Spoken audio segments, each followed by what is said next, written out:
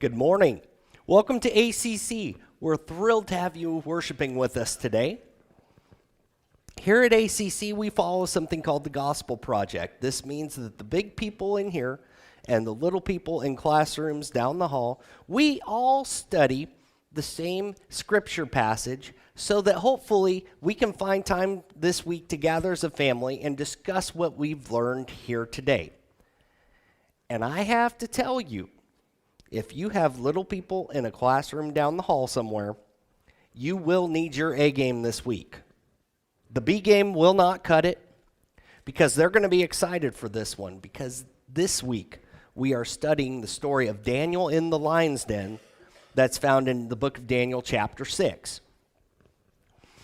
Now, Daniel chapter 6 begins with the king setting forth his administration. He's setting up how he's going to run his kingdom. Obviously, he's at the top. We might think it's good to be the king, but by the time we're done with this chapter today, we might change our mind, but we'll hold off on that for a minute. The king will be at the top. Under the king, there will be 3 governors who will in turn oversee a number of satraps, administrators, and minor officials. And almost immediately, problems arise, which brings us to the first side of the story that we're going to study today. We can call this the conspirators' side, and we're introduced to the conspirators in Daniel chapter 6, verse 4. At this, the administrators and satraps tried to find grounds for charges against Daniel in the conduct of his government affairs, but they were unable to do so. They could find no corruption in him because he was trustworthy and neither corrupt nor negligent. Their first move, their opening plan, is to come out, find some dirt on Daniel, get Daniel in trouble. Problem is, Daniel's done nothing wrong. But instead of quitting and going home, they continue to press on. They are determined to replace Daniel. So they come up with plan B. And plan B, we find in the very next verse. In verse 5, we read, "Finally, these men said, 'We will never find any basis for charges against this man Daniel unless it has something to do with the law of his God.'" Daniel's not broken a law yet, so they've decided they're going to make a law that Daniel can't possibly follow. The problem they have with this is they don't have the authority to write the laws. But they know a guy. So they go before the king with a concocted story, a lie, a fabrication that we read in Daniel 6, verse 7. The royal administrators, prefects, satraps, advisors, and governors have all agreed that the king should issue an edict and enforce the decree that anyone who prays to any god or human being during the next 30 days, except to you, your majesty, shall be thrown into the lion's den. And then they go even further in verse 8. "Now, your majesty, issue the decree and put it in writing so that it cannot be altered, in accordance with the law of the Medes and the Persians, which cannot be repealed." It's not enough for these conspirators to get Daniel. They have to get Daniel, and they have to make it stick. Quite possibly they're aware that the king is fond of Daniel. The king thinks highly of Daniel.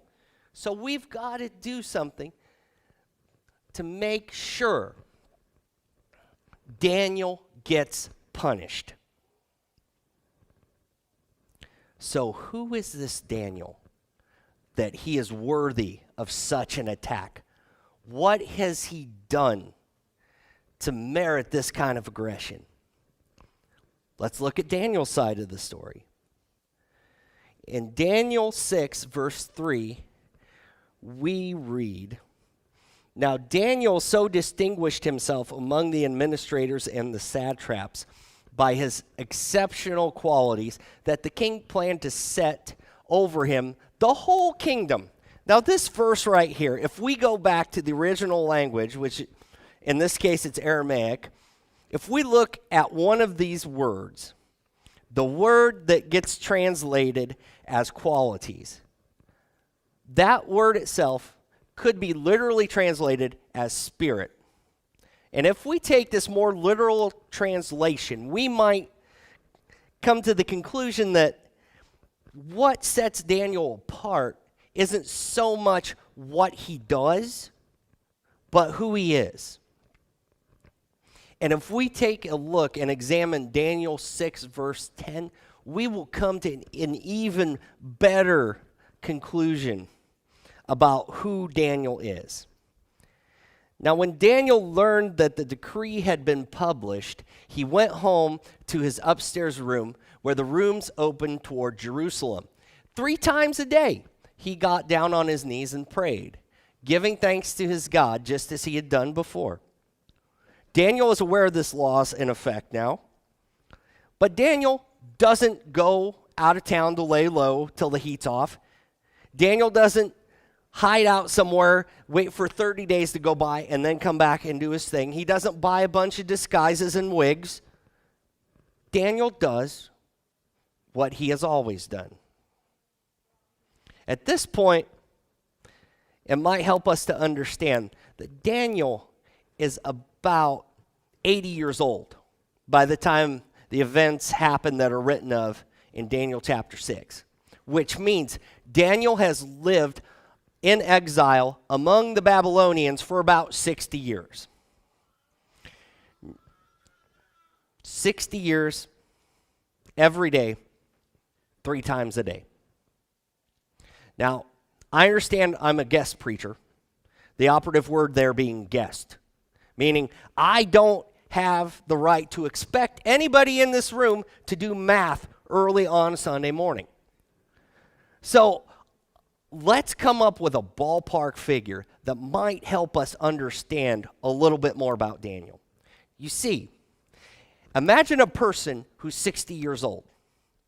Imagine that person has eaten 3 times a day, every day, over those 60 years. If we imagine the number of meals that person has had in 60 years, it will be remarkably close to the number of times Daniel has prayed facing Jerusalem over those 60 years. When we're talking about a number like that, the line between what a person does and who a person is gets a bit fuzzy. It gets a bit blurry. And if we keep that in mind, we will understand Daniel's next choice even better. Because this law forces Daniel to decide, do I want to continue to have God's favor? Or do I want to live? And between those choices, it might sound a bit drastic. It might sound a bit overdramatic. But Daniel understands that's exactly what he's being forced to pick between. Because about 3 chapters ago, you might remember Pastor Steve shared it with us, the story of Daniel's 3 friends. You might remember their Babylonian names, Shadrach, Meshach, and Abednego. Or you might remember their VeggieTale names, Rack, Shack, and Benny. Now, in Daniel chapter 3, what happens to Shadrach, Meshach, and Abednego is they are thrown into a fiery furnace because they refuse to bow down and worship a golden statue that has been made by a Babylonian king. But we encounter a different Babylonian king here in Daniel chapter 6. This man is a man named Darius. He is king of Babylon And he is the one who is ready to put Daniel over his entire kingdom until he hears a lie. You see, this group of conspirators, remember, from a few minutes ago, they come before the king and they tell him, King, everybody, all of your advisors, all your government officials agree that you need to make a decree. Nobody is to pray to anybody or any god besides you for the next 30 days, King, and you need to put it in writing. So there's no backing out. This law has to stick. Everybody's on board with this. Everybody thinks it's a good idea. So Darius does. And he might even think the problem's over, everything's been solved. But Darius is about to learn different. In verse 13, we read about the conspirators coming back before the king. Then they said to the king, Daniel, who is one of the exiles from Judah, pays no attention to you, your majesty, or to the decree that you put in writing. He still prays 3 times a day. Now, if you've been around little ones or you remember being little yourself, you might remember a certain name for this sort of behavior. This might sound like tattling, doesn't it? Because we can almost imagine these conspirators say, Daniel hasn't been doing what he's supposed to be doing, your majesty. And in verse 14, King Darius begins to understand the problem he has. When the king heard this, he was greatly distressed. He was determined to rescue Daniel and made every effort until sundown to save him. Darius works against the clock. In fact, he runs the clock out, trying to find a way out of the problem he has created for himself. Because who wrote the law? Darius. If we look at this story and we think about our own lives, we might empathize with Darius. Because we might remember a time when we created a colossal problem for ourselves and we couldn't find a way to fix it.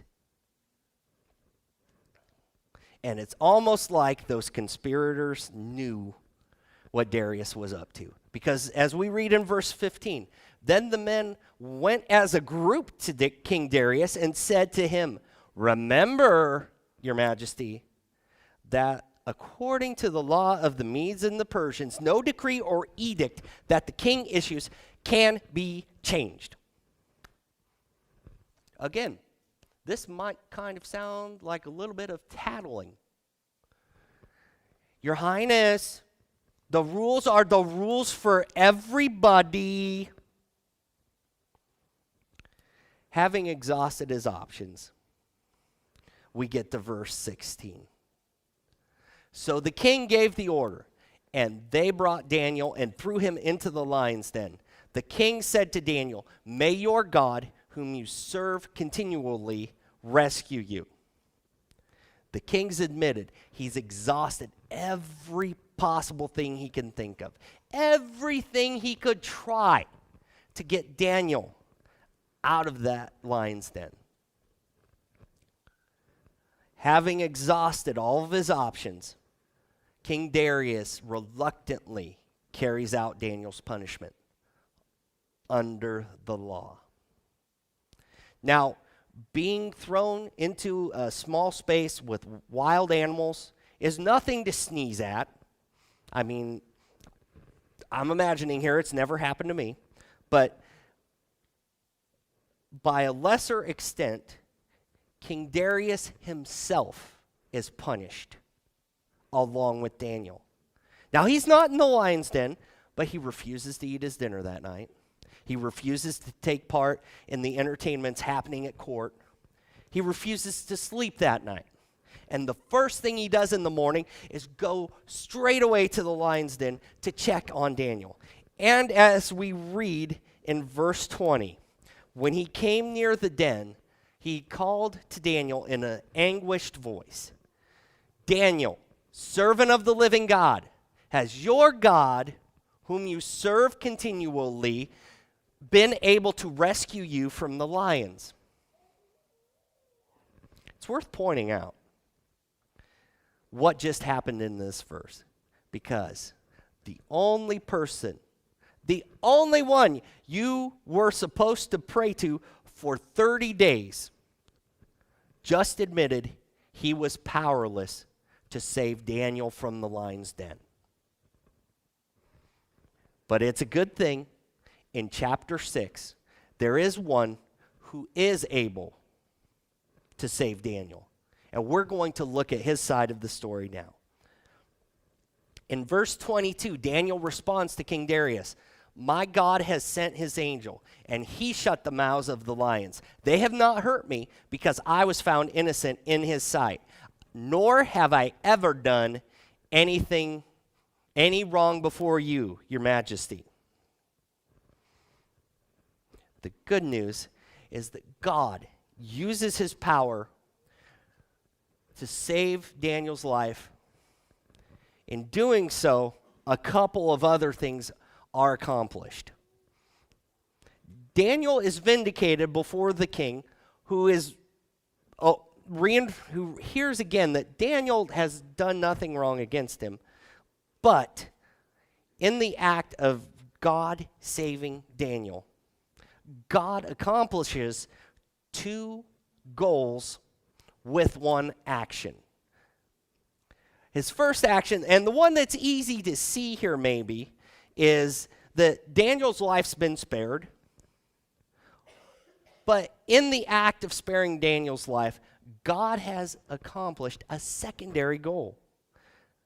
Because you see, in their haste to rob Daniel of his life, the conspirators made a mistake. They put a roadblock between God and the prayer and adoration that is rightfully his. When God saves Daniel from the lion's den, not only is Daniel spared, but that roadblock is obliterated. And God removes that obstacle. Which leads us to verses 26 and 27. King Darius issues a second decree here. And this one says, I issue a decree that in every part of my kingdom, people must fear and reverence the God of Daniel. For he is the living God, and he endures forever. His kingdom will not be destroyed. His dominion will not end. He rescues and he saves. He performs signs and wonders in the heavens and on the earth. He has rescued Daniel from the power of the lions. As we conclude our sermon this morning, and the worship team comes back up, I just have to ask you, that's not a bad for a decree, is it? Personally, I think I like Darius's second decree a lot better than his first one, but maybe I'm a little biased. As we walk out of this building today, we might take a bit of a deeper understanding of the story of Daniel and the lion's den with us. Maybe we can remember a time when we have created a huge, insurmountable problem for ourselves, the way that King Darius did. Maybe we can remember a time in our lives when we did nothing wrong. We were blameless, yet we were attacked, as Daniel was. The good news to be found in Daniel chapter 6 is that the same God who sent his angel to close the mouths of lions so Daniel would be safe is the very same God who sends his son Jesus to save us from sin and death. The very same God who makes a way out of Darius's hopeless struggle, makes a way for us, wayward people as we are, to become his children. As the worship team leads us in our closing song this morning, we invite you to come forward if you're in need of prayer. If you're uncomfortable coming up front, please pray where you are. And when our closing song is finished, we will dismiss with a word of prayer.